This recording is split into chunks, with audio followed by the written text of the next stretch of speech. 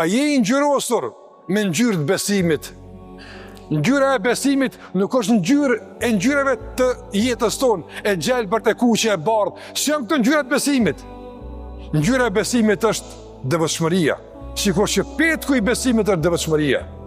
Ngjyra e besimit është frika ndaj Allahut. Ngjyra e besimit është dashnia ndaj Allahut xhallahu ala. Sikur që ngjyra e besimit është nënshtimi dhe përulja me namaz, me përmendje, me largim nga punë të këqija, nga se besimtari i drejt nuk pranon të ngjyroset me ngjyra të lloj-llojshme.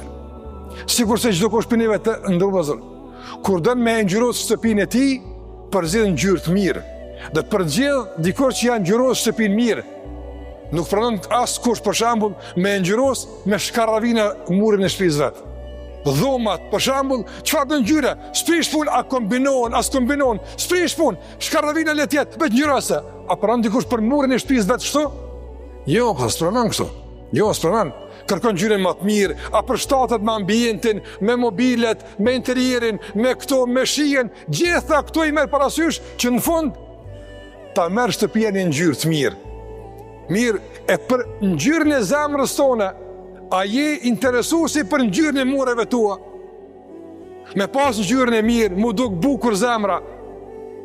Pse kush e kthy zemrën? E vërtet është kjo pyetje, kush e kthy zemrën? E po për shkak të kësaj kush e kthyr, do të nuk ngjyra bukur. Për shkak se është krijuesi i gjithësisë, ai që shikon zemrat tona.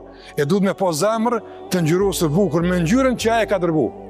Ai e ka dërguar një ngjyrë, ka me këtë ngjyrë ngjyrosuni. Kur ngjyrosni me këtë ngjyrë, dukeni bukur. Unë e pëlqej atë ngjyrë.